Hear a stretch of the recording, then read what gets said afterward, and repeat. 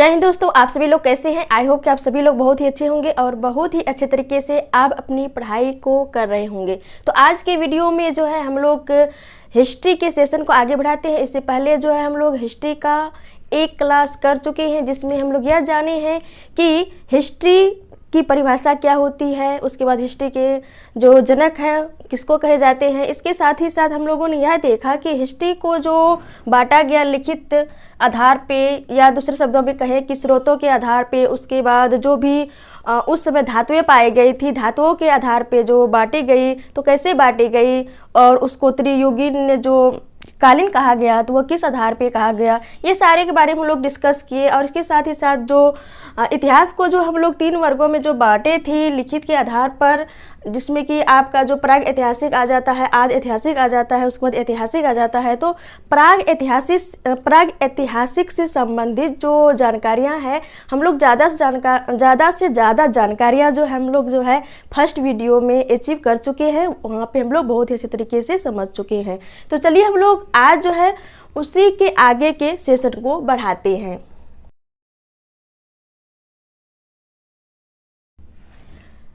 History के प्रमाण जो है स्रोतों के आधार पर जो है इसको कौन कौन से इतिहास में बांटा गया था। तो प्राग ऐतिहासिक, मैं यहाँ पे थोड़ा सा जो पिछले क्लास हुई थी उसका मैं थोड़ा सा क्विक रिवीजन यहाँ पे आप लोगों को करवा देती हूँ, ताकि आप लोगों को जो है आगे जो भी मैं बताऊँगी आदि ऐतिहासिक के बारे में वह समझने में आप लोगों को आसानी होंगी।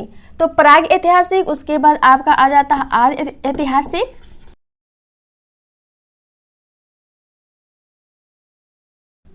उसके बाद है आपका ऐतिहासिक। इसमें कौन सा आ जाता है प्राग ऐतिहासिक में, इसमें जो भी प्रमाण मिले हैं तो वह जो है लिखित नहीं मिला है। जब लिखित मिला ही नहीं है, इसमें क्या हुआ है, लिखित मिला ही नहीं है तो पढ़ा कैसे जाएगा। जब लिखित कुछ मिला ही नहीं तो पढ़ा नहीं जाएगा। इसके साथ ही साथ यहाँ पे जो भी स्रोत मिले हैं पुरातात्विक मिले हैं, और यहाँ पे जो है पुरातात्विक स्रोत मिले हैं। इसके साथ ही साथ यहाँ पे क्या पाई गई है, तो पाषाण या पत्थर का यहाँ पे यूज हुआ है। ओके, और इसके साथ ही साथ धातु की बात करें तो तांबा धातु पाई गई थी यहाँ पे, कहाँ पे, प्राग ऐतिहासिक काल में। और पत्थर के यूज होने के कारण इसको हम लोग पाषाण काल के नाम से भी जानते हैं। कौन से काल से, पाषाण काल के नाम से जानते हैं। और आदि ऐतिहासिक में क्या हुआ कि यहाँ पे जो है लिखित तो मिला, क्या मिला, यहाँ पे लिखित प्रमाण तो मिले परंतु ऐसा लिखा हुआ था जो कि पढ़ा नहीं गया। ओके, यहाँ पे क्या हुआ कि लिखित भी मिला और ऐसा लिखा हुआ था जो कि पढ़ा गया। यहाँ पे कह सकते हैं कि यहाँ पे लिखित प्रमाण मिला जिसको कि हम लोग नहीं पढ़ पाए, और इसमें लिखित भी मिला और इसको हम लोग पढ़े भी। तो ये तो हम लोग पिछले क्लास में कंप्लीट कर चुके थे प्राग ऐतिहासिक से संबंधित और पाषाण काल से संबंधित, कि पाषाण काल को कितने वर्गों में बांटा गया, तो 4 वर्गों में बांटा गया था। तो आपका था कौन कौन सा, पूरा पाषाण काल, मध्य पाषाण काल, नव पाषाण काल और इसके साथ ही साथ ताम्र पाषाण काल। ओके, और आगे जो है आदि ऐतिहासिक के अंतर्गत कौन से आ जाते हैं, तो ये कांस्य युगीन काल भी हम लोग इसको कहते हैं। कौन सा, कांस्य युगीन, क्योंकि इसमें इस समय जो है कांस्य का यूज बहुत ही ज़्यादा हुआ था और इस समय लोहे का यूज जो है ज़्यादा हुआ था, इसी कारण से इसको लौह युगीन कहा गया। यदि हम लोग प्रेजेंट टाइम में बात करें तो अभी सबसे ज़्यादा कौन सी धातु का प्रयोग की जाती है, तो वो इस्पात जो है जिसको हम लोग स्टील के नाम से जानते हैं, स्टील का यूज सर्वाधिक किया जाता है। और स्टील जो है यह लोहे को मात दे रहा है। किसको, लोहे को मात दे रहा है। कौन, स्टील में अब क्या हो रहा है, लोहा में अब क्या हो रहा है कि स्टील की ज़्यादा मात्रा जो है इसमें जहाँ पे लॉ कंपनी होती है तो वहाँ पे स्टील भी उसमें मिक्सअप होती है। तो अब कहें तो लोहा जो इससे पहले के युग में जो चल रही थी, इसकी जो विख्यात, इसकी एक तरह से प्रचलन थी लोहा की, अब उसकी जगह कौन ले रही है, तो स्टील ले रही है, जिसको हम लोग इस बात के नाम से भी जानते हैं। ओके, तो कांस्य युग में जो है हम लोग क्या पढ़ेंगे, तो जो है आज का जो क्लास होगा मेन रूप से वह आपका जो है सिंधु सभ्यता होगा। कौन सा? सिंधु सभ्यता, जिसको कि हम लोग हड़प्पा सभ्यता के नाम से भी जानते हैं। देखिए सिंधु सभ्यता कैसे जो है आदि ऐतिहासिक का पार्ट है। सिंधु सभ्यता में जो भी प्रमाण पाए गए तो उस प्रमाण में क्या मिला, तो उस प्रमाण में जो है लिखित तो मिले, कौन से प्रमाण? लिखित प्रमाण तो मिले, लेकिन ऐसा लिखा हुआ था जिसको कि हम लोग पढ़ ही नहीं पाए। जैसे कि एक छोटा सा बच्चा मान लीजिए कि एक क्लास में भी नहीं पढ़ता, एक क्लास से पहले LKG UKG वगैरह इससे पहले की बात करें, जब बहुत ही छोटा रहता है तो वो कोई भी चीज़ लिखता है तो वो सिर्फ लेपते जाता है, कोई मतलब ही नहीं, मतलब उसको पढ़ ही नहीं पाते हैं। तो उसी आधार पे जो है सिंधु सभ्यता के जो लोग जो है वो अपनी भाषा में लिखे तो थे, लेकिन हम लोग उसको पढ़ नहीं पाए थे। तो सिंधु सभ्यता इसी कारण से यह आदि ऐतिहासिक का पार्ट बना। तो हम लोग सिंधु सभ्यता के बारे में पढ़ेंगे। इससे पहले जो है हम लोग प्राग ऐतिहासिक काल से संबंधित जो हम लोग पाषाण काल की चर्चा किए थे, उसमें हम लोग यह चर्चा किए थे कि कृषि से संबंधित और इससे रिलेटेड बहुत सारी चीज़ों के बारे में हम लोग वहाँ पे डिस्कस किए थे। मैं उतना चीज़ों को इस वीडियो में नहीं बताऊंगी क्योंकि इससे पहले वाले वीडियो में बता चुकी हूँ। तो आप जो है इस वीडियो को देखने से ज़रूर इस वीडियो को देखें, पहले वाले वीडियो को, ताकि आपको यह वीडियो समझने में आसानी होंगी। तो मैं यहाँ पर थोड़ा सा आप लोगों को यह बताऊँगी यहाँ पर कि कृषि का जो यूज हुआ था, कृषि कार्य जो करना प्रारंभ किया था वहाँ उस समय के मानवों ने, तो कब क्या था? मध्य पाषाण काल में। कब क्या था? मध्य पाषाण काल में किया था। और लेकिन व्यवस्थित ढंग से बात करें तो कब स्टार्ट किया था? नव पाषाण काल में। ऐसे बात करें कृषि व पशुपालन तो मध्य पाषाण काल में थी, लेकिन व्यवस्थित ढंग से जो है कृषि एवं पशुपालन जो प्रारंभ किया था वह कब से किया था? नव पाषाण काल में। और वह कहाँ पे मतलब व्यवस्थित ढंग से कृषि करना प्रारंभ किया था? तो वह सुलेमान व किरथर के पहाड़ी के बीच, जो कि पाकिस्तान में पड़ता है, तो उसी सुलेमान व किरथर पहाड़ी के बीच एक मैदानी एरिया है जिसको हम लोग मेहरगढ़ के नाम से जानते हैं। तो वहाँ पे सर्वप्रथम किया गया था। और किसकी खेती की गई थी? तो गेहूं की खेती की गई थी। किसकी? गेहूं की। और इसी के कालानुक्रम में, उसी के समांतर, उसी के समय ईरान में जो है किसकी खेती की गई थी?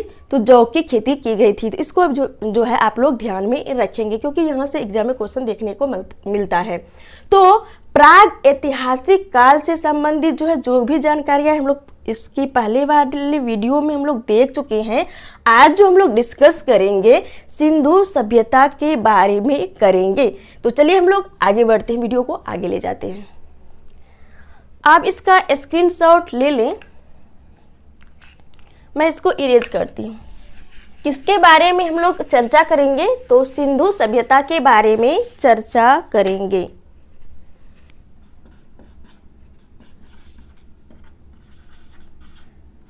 सिंधु सभ्यता, देखिए सिंधु सभ्यता जो थी वह कैसी सभ्यता थी? तो सिंधु सभ्यता जो है यह एक शहरी सभ्यता थी। और सर्वप्रथम हम लोग यह जानते हैं सिंधु सभ्यता नाम कैसे पड़ा? तो सिंधु सभ्यता को जो हम लोग हड़प्पा सभ्यता के नाम से भी जानते हैं। कौन सा? हड़प्पा सभ्यता।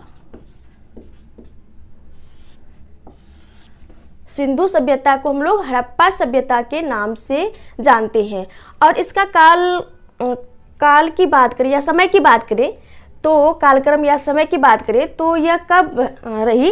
तो ईसा मसीह जन्म से 2500 साल पहले, ईसा मसीह के जन्म से 2500 साल पहले, 2500 ईसा पूर्व। अभी प्रेजेंट टाइम में तुलना करें, प्रेजेंट टाइम से लेकर के कितने वर्ष पहले? तो 4500 वर्ष पहले हड़प्पा सभ्यता का क्या हुआ था? उद्भव हुआ था। तो सिंधु सभ्यता या हड़प्पा सभ्यता, सर्वप्रथम लोग समझते हैं कि सिंधु सभ्यता आखिर नाम पड़ा तो वह कैसे पड़ा, हम लोग कैसे जाने कि यह शहरी सभ्यता है? तो शहरी सभ्यता के बारे में हम लोग आगे जानेंगे। सर्वप्रथम लोग यह जानते हैं कि सिंधु जो सभ्यता है, तो सिंधु सभ्यता, सिंधु जो है यह एक नदी है। क्या है? यह एक नदी है। और सभ्यता देखिए क्या होती है, हम लोग सभ्यता के बारे में थोड़ा यहाँ पे डिस्कस करते हैं। देखिए सभ्य से सभ्यता बना है, ऐसे प्लेस, ऐसे जगह जहाँ पे कि अधिक संख्या में सभ्य लोग रहती हैं। सभ्य लोगों का निवास स्थान ही जो है क्या कहलाता है? एक तरह से सभ्य लोगों का ऐसा निवास स्थान जो है क्या कहलाता है, सभ्यता। या दूसरे शब्द हम लोग यहाँ पे यह भी कह सकते हैं कि सभी लोगों का ग्रुप, तो हम लोग यहाँ पे समझ ही चुके कि सभी लोगों का ग्रुप ही क्या कहलाता है, सभ्यता। या दूसरे शब्दों में हम लोग यहाँ पे यह समझे कि एक होता है आपका संस्कृति, एक होता है आपका सभ्यता। इन दोनों को यदि आप लोग समझ लेते हैं तो बहुत ही अच्छे तरीके से आप जो है और भी आगे पढ़ने में आपको और भी मजा आएगा। तो देखिए, एक होता है संस्कृति और एक होता है सभ्यता। संस्कृति जो एक ऐसा होता है जो कि जिसको कि हम लोग देख नहीं पाते हैं, सिर्फ उसको जो है अनुभव कर पाते हैं। क्या कर पाते हैं, संस्कृति को हम लोग देख नहीं पाते हैं बल्कि अनुभव कर पाते हैं। जैसे कि हम लोग बात करें, जैसे कि एक पुष्प है, पुष्प में सुगंध, पुष्प में क्या है, सुगंध है। पुष्प को हम लोग देख लेते हैं लेकिन सुगंध जो होती है उसको हम लोग देख नहीं पाते हैं। तो हमारा सुगंध जो है वह क्या है, हमारी संस्कृति है, और पुष्प जो है हमारी वह क्या है, तो वह हमारी सभ्यता है।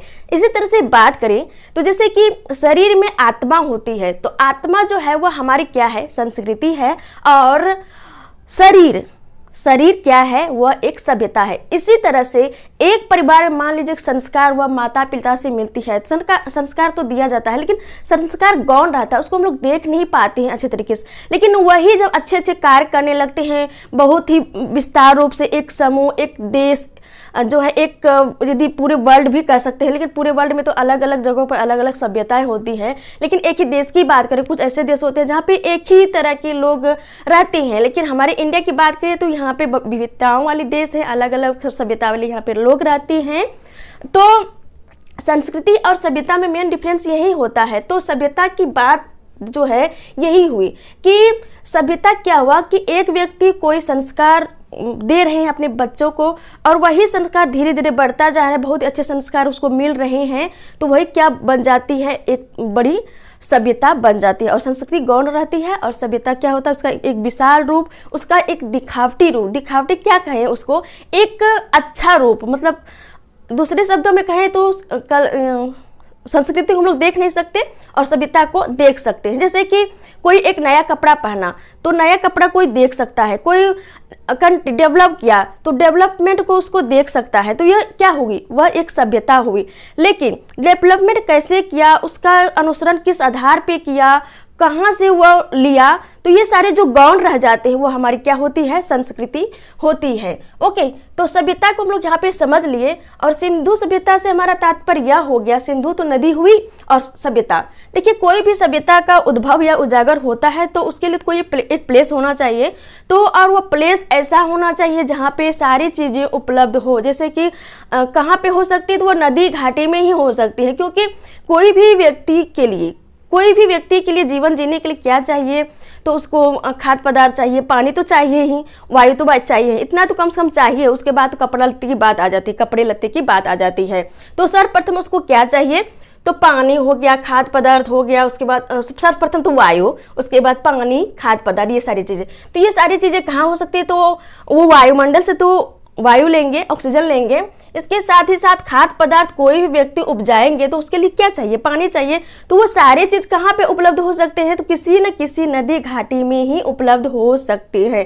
अभी के समय की यदि हम लोग चर्चा करेंगे तो इसमें क्या हो गया कि अभी तो टेक्नोलॉजी वगैरह बहुत ज़्यादा आ गई है, तो जहाँ पे नदी घाटी नहीं भी है वहाँ पे बहुत ही अच्छे तरीके से वहाँ पे वाटर का सप्लाई किया जाता है। लेकिन उस समय की बात करें तो टेक्नोलॉजी वगैरह उस तरह से डेवलप नहीं था, तो उस समय कैसे ये सारे हो सकते थे।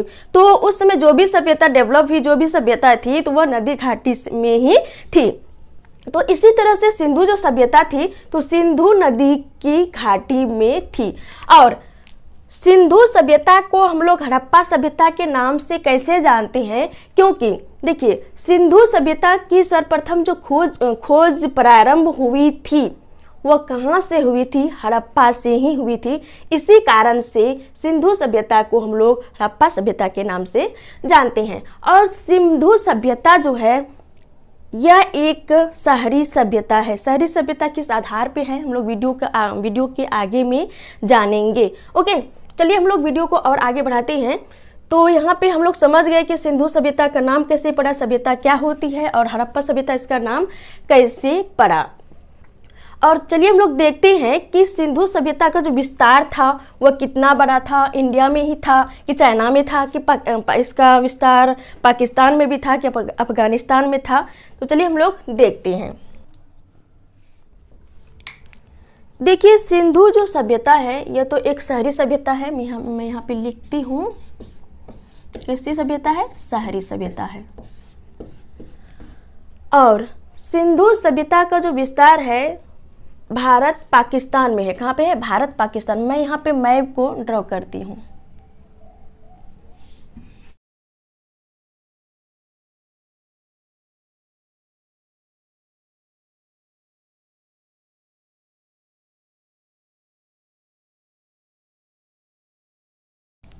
देखिए ये इंडिया का मैप रहा, तो इसमें देखिए ये आपका पाकिस्तान रहा। तो सिंधु नदी जो निकलती है यह चाइना से निकलती है, तिब्बत के पठार से। यह इंडिया होते हुए पाकिस्तान होते हुए कहाँ पे चल जाती है? यह अरब की खाड़ी में गिर जाती है। कहाँ पे? ये सिंधु नदी है आपका, यह तिब्बत का पठार है।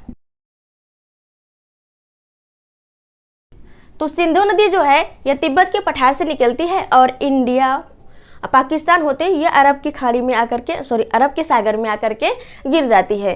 तो सिंधु नदी घाटी में जो ये सारे मतलब ये इसके किनारे ही तो कहीं ना कहीं जो है अलग अलग शहरों में जो है अलग अलग यहाँ पे अलग अलग जगहों पे जो है क्या होगी, लोग बसे हुए होंगे, तभी तो इसका नाम सिंधु सभ्यता पड़ा। और देखिए सिंधु जो सभ्यता है, सिंधु सभ्यता में लगभग कितना 350 350 जो है शहरों में इसकी क्या की गई थी, इसकी खुदाई की गई थी।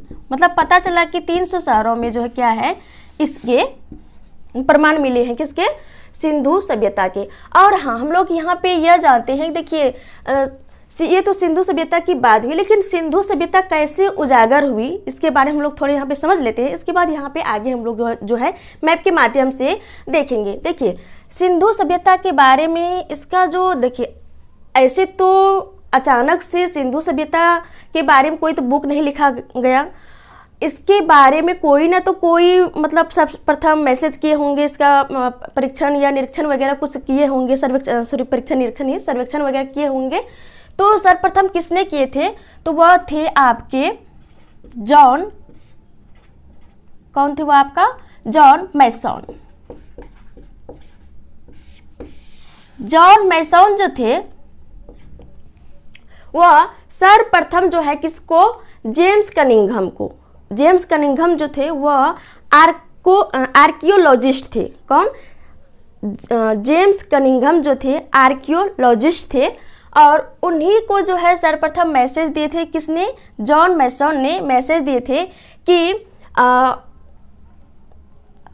सिंधु घाटी में जो है कहीं कहीं जो है अवशेष मिले हैं, ईंटा वगैरह मिल रहे हैं। तो ये सारे जो है जॉन मैसन जो है किसको मैसेज किए?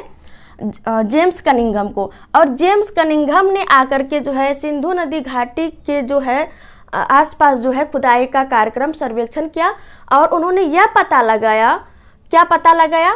तो ये थे हाँ जॉन मैसन आपका हो गया, मैसेज दिया किसको? मैं इसको इरेज करती हूँ इसको पहले। देखिए जॉन मैसन ने मैसेज किया किसको? जेम्स कनिंघम को। जेम्स कनिंघम यह मैसेज किया, ओके। अब जेम्स कनिंघम ने क्या किया? उसका सर्वेक्षण किया। सर्वेक्षण करने के बाद एक होते हैं जॉन मार्शल को रिपोर्ट देते हैं कौन? James Cunningham. जो आर्कियोलॉजिस्ट जो है जेम्स कनिंघम, यह सर्वेक्षण करके रिपोर्ट देते हैं किसको? जॉन मार्शल को, कि हाँ सच में जो है यहाँ पे क्या है, यहाँ पे अवशेष मिले हैं, सभ्यता की एक अवशेष मिले हैं, आप इसका खुदाई का कार्य करें। तो जॉन मार्शल ने उसके बाद क्या किया है? खुदाई का कार्य जो है करना प्रारंभ किया है। और सर्वप्रथम किसकी खुदाई की गई थी? तो सिंधु नदी घाटी में जो हड़प्पा नदी है, हड़प्पा एक स्थल है, तो हड़प्पा में ही जो है क्या हुआ था, खुदाई का कार्य प्रारंभ हुआ था। लेकिन देखिए हड़प्पा जो पड़ता है आपका, यह सिंधु नदी के घाटी में नहीं पड़ता, यह रावी नदी के घाटी में पड़ता है। लेकिन फिर भी हम लोग हड़प्पा के सभ्यता को सिंधु सभ्यता क्यों कहते हैं, क्योंकि देखिए चाहे आपका वह रावी नदी हो, चाहे वह आपका दास्क नदी हो, चाहे वह आपका भोगवा नदी हो, चाहे वह आपका सतलज नदी हो, चाहे वह आपका चेनाब नदी हो, झेलम, जो भी नदी हो, इसके आसपास करीब में जो भी नदी हो वह कहीं ना कहीं इसकी क्या है, सिंधु नदी की सहायक नदियां हैं। इसी कारण से सिंधु नदी के साथ साथ जो भी इसकी सहायक नदियां थी, उन नदियों में जो भी सिंधु से जो भी लोग निवास किए थे उसके घाटी में, तो उसका भी नाम जो है क्या पड़ा, वह सिंधु सभ्यता पड़ा। क्योंकि कहीं ना कहीं जो है ये जो सिंधु नदी है, इसकी जो सहायक नदी है, तो कहीं ना कहीं जाकर के किससे मिली है, तो सिंधु से ही मिली है। तो इसके नदी घाटी में जो भी अवशेष मिले हैं सभ्यता से संबंधित, उसको जो है सम्मिलित रूप से हम लोग सिंधु घाटी सभ्यता कहते हैं। तो हड़प्पा में सर्वप्रथम क्या हुई थी, खुदाई का कार्य प्रारंभ हुआ था। और हड़प्पा जो है, लेकिन यह सिंधु नदी घाटी में नहीं था यह स्थल, बल्कि कहाँ पे है, रावी नदी के घाटी में है आपका हड़प्पा। और यहीं पर सर्वप्रथम जो है क्या हुआ था, खुदाई कार्य प्रारंभ हुआ था। और देखिए जॉन मैसन ने कैसे मैसेज किया था कि उस समय देखिए जॉन मैसन, जेम्स कनिंघम वगैरह ये सारे क्या है, अंग्रेज हैं। तो उस समय जो क्या हुआ था कि पंजाब वाला एरिया जो है, पंजाब का अभी तो 1947 के बाद तो इंडिया बट गया, इंडिया और किसमें, पाकिस्तान में। लेकिन 1947 से पहले की बात करें तो पश्चिमी पंजाब, सॉरी ये हो गया आपका पूर्वी पंजाब, ये हो गया पश्चिमी पंजाब। तो पूर्वी पंजाब पश्चिमी पंजाब मिलाकर एक ही था। तो इसी में जो है एक रेलवे ट्रैक बिछाई जानी थी। तो वह ईंटों की खोज के क्रम में क्या हुआ कि इसी के दरमियान हड़प्पा में एक तरह से नहीं होता, एक तरह से छोटा मोटा खंडहर टाइप का, तो एक तरह से खंडहर टाइप का था, कहाँ पे, हड़प्पा में। तो वहीं पे जो है मिट्टी के अंदर धंसा हुआ था, लेकिन थोड़ा मोड़ा खंडहर टाइप से था। तो खंडहर टाइप से जो था ना, तो जॉन मैसन ने क्या किया कि वहाँ से ईंटा लेना प्रारंभ किया। तो जैसे ही ईंटा लिया, तो जैसे जैसे खोदते जाते थे उसका थोड़ा अंत ही नहीं हो रहा था और आगे जाता ही चला जा रहा था। तो इसी दरमियान जो है जॉन मैसन को लगा कि नहीं, यहाँ पे कुछ जो है कुछ ना कुछ तो बातें हैं, यहाँ पे ईंटा कोई खंडहर होगा तो उसका तो छोटा मोटा ही होगा, ज़्यादा बड़ा तो नहीं हो सकता है। लेकिन जब खुदाई थोड़ा बहुत किया गया उस वहाँ पे ईंटा निकालने के क्रम में, तो उसको लगा कि नहीं ये तो बढ़ते ही जा रहा है। तब ने जॉन मैसन ने क्या किया, ईंटा निकालना बंद कर दिया। उसके बाद मैसेज दिया किसको, जेम्स कनिंघम को। जेम्स कनिंघम क्या थे, भूगर्भ वैज्ञानिक थे या कहें तो आर्कियोलॉजिस्ट थे। तो इन्होंने क्या किया, सर्वेक्षण किया। सर्वेक्षण करके जॉन मार्शल को रिपोर्ट दिया। और क्या रिपोर्ट दिया कि ये जो है सभ्यता है, कौन सी सभ्यता है, सिंधु घाटी सभ्यता है। और यह 13 लाख वर्ग किलोमीटर में फैला हुआ है। कितनी, 13 लाख वर्ग किलोमीटर में फैला हुआ है। आप इसकी खुदाई करें। तब जो है जॉन मार्शल ने खुदाई का कार्य प्रारंभ किया था। और सर्वप्रथम कहाँ पे खुदाई प्रारंभ हुई थी, तो हड़प्पा में हुई थी। और हड़प्पा में किसने किया था, दयाराम साहनी ने किया था। किसने किया था, दयाराम साहनी ने किया था हड़प्पा में सर्वप्रथम खोज। तो चलिए हम लोग आगे ये देखते हैं कि हड़प्पा की जो आकृति है, साइज है, वह किस आधार पे, इसका क्षेत्रफल विस्तार जो है उसका आकार क्या है। मैं इसको इरेज करती हूँ। चलिए आगे देखते हैं। देखिए हम लोग जल्दी जल्दी नहीं कर रहे हैं। देखिए हिस्ट्री एक ऐसा सब्जेक्ट होता है, यदि आप लोग इंटरेस्ट लेकर के पढ़ेंगे तो बोझ नहीं लगेगा। यदि आप लोग जल्दीबाजी में करेंगे तो बहुत सारी चीज़ छूटते चले जाएंगे। भले ही आप आगे बढ़ते जाएंगे, लेकिन आगे तो बढ़ेंगे पूरा स्पीड में, लेकिन आसपास की जो भी चीज़ें हैं, जो भी घटनाएं हैं, आप उसको छोड़ते चले जाएंगे। तो आप लोग जल्दीबाजी नहीं करेंगे, इसलिए मैं इसको थोड़ा स्लो में बहुत ही अच्छे तरीके से आप लोगों को बताते चली जा रही हूँ। तो चलिए अब हम लोग देखते हैं कि सिंधु सभ्यता की जो आकृति थी, सिंधु सभ्यता को जो क्षेत्रफल था, तो वो कितना था, 13,000 वर्ग किलोमीटर था। कितना, 13,000 वर्ग किलोमीटर था। तो उसका जो आकार था वह कैसा था, तो त्रिभुजाकार था। कैसा था? त्रिभुजाकार था। तो देखिए उसका क्षेत्रफल कैसे हम लोग त्रिभुजाकार कह सकते हैं। तो पाकिस्तान का जो पश्चिमी एरिया था सुत कारगेडोर, कौन सा? सुत कारगेडोर। यह कौन सी नदी के निकट थी? वह दास के नदी के निकट, दास के नदी। एक था आपका जम्मू कश्मीर में चिनाब नदी, चिनाब नदी ये होगा नदी आपका, इसके निकट कौन सा मतलब प्लेस थे, तो वह था आपका मांडवा। यह हो गया सबसे उत्तरी छोर, यह हो गया आपका सबसे पश्चिमी छोर, यह हो गया आपका पूर्वी छोर। यूपी में एक पड़ता है कौन सा नदी? हिंडन नदी। हिंडन नदी के पास जो है एक प्लेस है आपका कौन सा? आलमगीरपुर। कौन सा? आलमगीरपुर।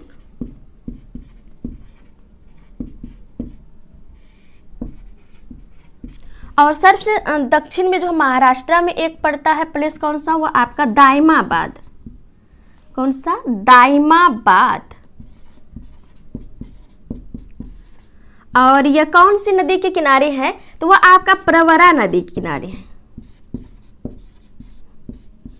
तो देखिए उत्तर में आपका हो गया चेनाब नदी, सर्वाधिक पश्चिम में आपका हो गया कौन सा? दास नदी के किनारे सुत कारगेडोर, और इधर आपका हो गया हिंडन नदी के किनारे आपका आलमगीरपुर, और इधर आपका दाइमाबाद। यह जो सिंधु सभ्यता थी यह बिहार तक टच नहीं की थी, कहाँ तक? यूपी तक ही टच की थी।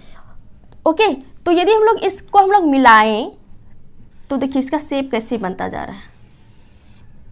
इसका शेप कैसे बन गया? इसको ऐसे लेते, इसको देखिए यहाँ से लेते हैं हम लोग। ये तो लिखने के क्रम में थोड़ा इधर गड़बड़ हो गया। देखो देखिए हम लोग इसको ऐसे लेते हैं, इसको यदि ऐसे करके मिलाएं तो ये एक त्रिभुजाकार ले रहा है। तो इसी के बीच में जो है क्या हुई थी? सिंधु सभ्यता की जो भी स्थल वगैरह खोजी गई इसी के अंदर खोजी गई। तो लेकिन पश्चिम एरिया आपका हो गया सुत कारगेडोर दास नदी के किनारे, मांडवा जो हो गया चिनाब नदी के किनारे, आलमगीरपुर कहाँ पे हो गया? हिंडन नदी के किनारे, और प्रवरा नदी किनारे कौन सा हो गया? दक्षिणी छोर में दाइमाबाद, जो कि कहाँ पे पड़ता है? आपका महाराष्ट्र स्टेट में पड़ता है। और देखिए सिंधु सभ्यता में जो है, सिंधु सभ्यता की जो खुदाई की गई थी 350 शहरों में की गई थी। कितनी शहरों में? 350 शहरों में अभी तक जो है हड़प्पा सभ्यता या सिंधु सभ्यता की खुदाई की गई है। तो सर्वाधिक खुदाई जो है कौन सी स्टेट में की गई है? तो 200 शहरों की खुदाई, या कहें तो गुजरात जो स्टेट है आपका 350 शहरों में से केवल गुजरात में ही जो है 200 शहरों में किसकी? सिंधु सभ्यता से संबंधित जो है यहाँ पे खुदाई की गई है, इसके अवशेष पाए गए हैं। ओके, तो हम लोग जो है आगे जो है क्या पढ़ेंगे?